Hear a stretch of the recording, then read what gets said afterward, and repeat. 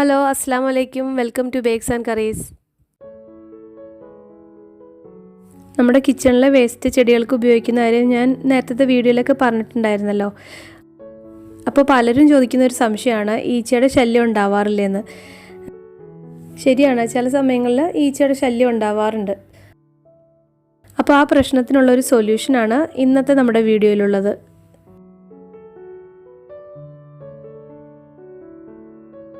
അപ്പോൾ ഈ വേസ്റ്റ് നമുക്ക് എങ്ങനെ നല്ലൊരു കമ്പോസ്റ്റാക്കി മാറ്റാമെന്നും കൂടെ ഇന്നത്തെ വീഡിയോയിലൂടെ നമുക്ക് കാണാം.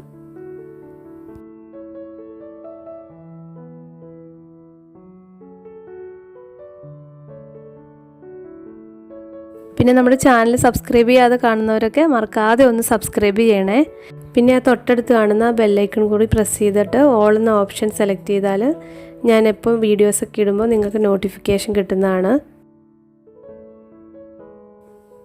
അപ്പോൾ നമുക്ക് നേരെ വീഡിയോയിലേക്ക് പോകാം. അപ്പോൾ ഇതിന് വേണ്ടിയിട്ട് ഞാൻ ഒരു 2 ലിറ്ററിൻ്റെ ഇതുപോലെയുള്ള പ്ലാസ്റ്റിക്കിൻ്റെ ഒരു ബോട്ടിലാണ് എടുത്തിരിക്കുന്നത്. പിന്നെ ഇതുപോലെ ഒരു വലിയ ചട്ടി എടുത്തിട്ടുണ്ട്. അപ്പോൾ നമ്മൾ എടുക്കുന്ന ചട്ടിക്ക് അനുസരിച്ചിട്ട് വേണം ബോട്ടിൽ സെലക്ട് ചെയ്യാൻ വേണ്ടിയിട്ട്.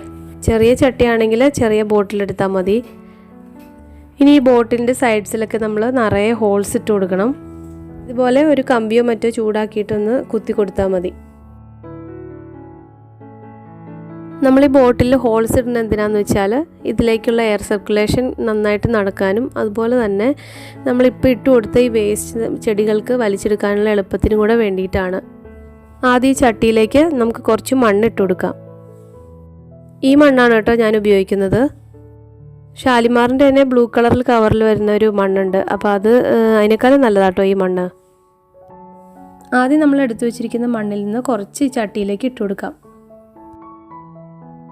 ഇനി ഇത് ചെറുതായിട്ടൊന്ന് ലെവൽ ചെയ്ത് കൊടുത്തിട്ട് നമ്മളെടുത്ത ബോട്ടിൽ ഇതിലേക്ക് നന്നായിട്ടൊന്ന് ഉറപ്പിച്ച് വയ്ക്കാം.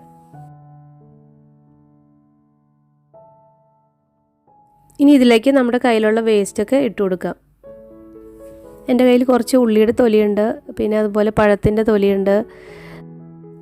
പഴത്തിൻ്റെ തൊലിയൊക്കെ ഇടുമ്പം ചെറിയ പീസാക്കിയിട്ട് വേണം കേട്ടോ ഇട്ട് കൊടുക്കാൻ. അപ്പം അത് അഴുകി കിട്ടാൻ വേണ്ടിയിട്ട് നല്ല എളുപ്പമായിരിക്കും.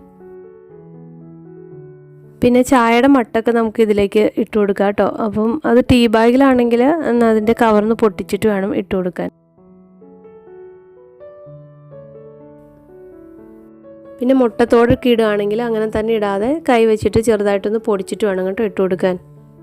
മുട്ടത്തോടെ നമ്മുടെ ചെടികൾക്കൊക്കെ ഇട്ട് കൊടുക്കുന്നത് വളരെ നല്ലതാട്ടോ. ഇതിലൊരുപാട് കാൽഷ്യമൊക്കെ ഉണ്ട്. അപ്പോൾ അതുകൊണ്ട് നമ്മുടെ ചെടികൾക്ക് ആവശ്യമായിട്ടുള്ള കാൽഷ്യമൊക്കെ ഇതിൽ നിന്ന് കിട്ടിക്കോളും. ഇനി കുറച്ച് ന്യൂസ് പേപ്പർ കട്ട് ചെയ്തതും കൂടെ ഇട്ട് കൊടുക്കാം. അപ്പോൾ ഇതിൻ്റെ ഉപയോഗം എന്താണെന്ന് വെച്ചാൽ ഈ ന്യൂസ് പേപ്പറിൽ കാർബൺ ഉണ്ട്. അപ്പോൾ ഇതിലുള്ള ഈ കാർബൺ നമ്മുടെ ഈ ഡീകമ്പോസിഷൻ പ്രോസസ്സിനെ എളുപ്പത്തിലാക്കാൻ വേണ്ടിയിട്ട് ഒരുപാട് ഹെൽപ്പ് ചെയ്യുന്നുണ്ട്.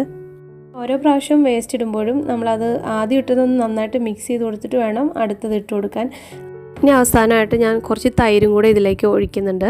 നമ്മൾ ഈ വേസ്റ്റിലേക്ക് തൈര് ചേർത്ത് അടച്ചു വയ്ക്കുമ്പോൾ അതിലേക്ക് ഒരുപാട് ബാക്ടീരിയയുടെ പ്രവർത്തനങ്ങളൊക്കെ നടന്നിട്ട് ഈ വേസ്റ്റ് പെട്ടെന്ന് തന്നെ കമ്പോസ്റ്റായി മാറി കിട്ടാൻ വേണ്ടിയിട്ട് ഇത് വളരെയധികം ഹെൽപ്പ് ചെയ്യും. അപ്പോൾ അതിന് വേണ്ടിയിട്ടാണ് നമ്മൾ ഇതിലേക്ക് തൈര് ചേർത്ത് കൊടുത്തത്. ഇനി ഇതൊരു കമ്പോ മറ്റോ ഉപയോഗിച്ചിട്ട് നമുക്ക് നന്നായിട്ടൊന്ന് മിക്സ് ചെയ്തെടുക്കാം. മിക്സ് ചെയ്യുമ്പോൾ എല്ലാ ഭാഗത്തേക്കും ഒരുപോലെ തന്നെ ആ തൈരൊക്കെ എത്തുന്ന രീതിയിൽ വേണം കേട്ടോ മിക്സ് ചെയ്ത് കൊടുക്കാൻ. ഇനി ഈ ബോട്ടിൽ അടച്ചു കൊടുത്തിട്ട് നമുക്ക് ചട്ടിയിലേക്ക് ബാക്കിയുള്ള മണ്ണും കൂടെ ഇട്ട് കൊടുക്കാം. തൈര് നമ്മളിതിലേക്ക് ഒരു പ്രാവശ്യം മാത്രമാണ് കേട്ടോ ചേർക്കുന്നുള്ളൂ.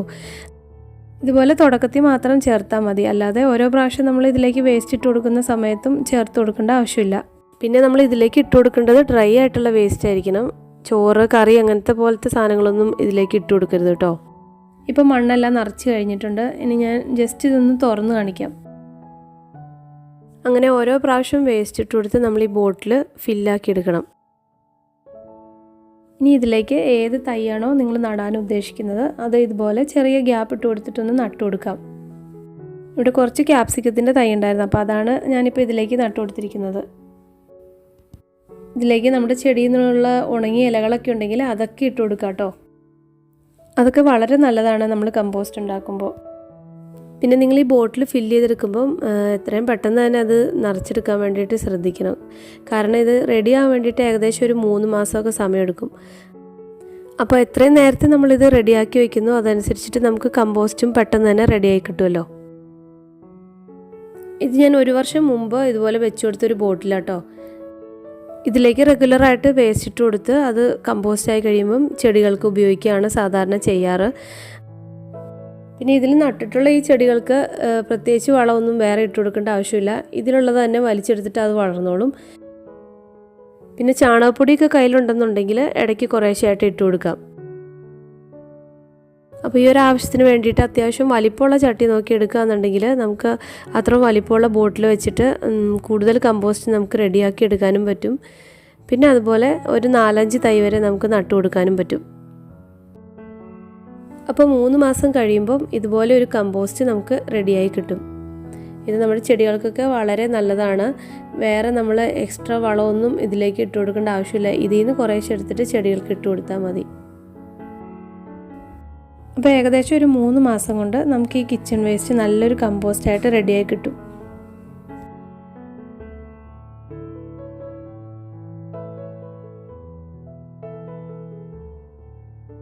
അപ്പോൾ ഈ ഒരു രീതിക്ക് ചെയ്യുകയെന്നുണ്ടെങ്കിൽ നമ്മുടെ കിച്ചണിലുള്ള വേസ്റ്റ് ഈച്ചയോ അതുപോലെ യാതൊരു സ്മെല്ലും ഇല്ലാതെ തന്നെ നമ്മുടെ ചെടികൾക്ക് നല്ല രീതിയിൽ നല്ല വൃത്തിയായിട്ട് ഉപയോഗിക്കാൻ പറ്റും. അപ്പോൾ ഈ ഒരു രീതി നിങ്ങളെല്ലാവരും ഒന്ന് ട്രൈ ചെയ്ത് നോക്കണേ. പിന്നെ ചെയ്ത് നോക്കുന്ന സമയത്ത് എന്തെങ്കിലും ഡൗട്ടൊക്കെ തോന്നുവാണെങ്കിൽ കമൻസിലിട്ടാൽ മതി. ഞാൻ തീർച്ചയായിട്ടും അതിന് റിപ്ലൈ തരുന്നതാണ്. അപ്പോൾ ഇന്നത്തെ ഈ വീഡിയോ നിങ്ങൾക്ക് യൂസ്ഫുള്ളായെന്ന് വിചാരിക്കുന്നു. അങ്ങനെ തോന്നുന്നുണ്ടെങ്കിൽ നിങ്ങളുടെ റിലേറ്റീവ്സിനും ഫ്രണ്ട്സിനൊക്കെ ഒന്ന് ഷെയർ ചെയ്ത് കൊടുത്തേക്കണേ. പിന്നെ എപ്പോഴും പറയുന്ന പോലെ ചാനൽ ആദ്യമായിട്ട് കാണുന്നവരാണെങ്കിലോ അല്ലെങ്കിൽ സബ്സ്ക്രൈബ് ചെയ്യാൻ മറന്നുപോയിട്ടുണ്ടെങ്കിലൊക്കെ മറക്കാതെ ഒന്ന് സബ്സ്ക്രൈബ് ചെയ്യണം കേട്ടോ. അപ്പോൾ അടുത്ത ദിവസം നമുക്ക് മറ്റൊരു പുതിയ വീഡിയോ ആയിട്ട് വീണ്ടും കാണാം. താങ്ക്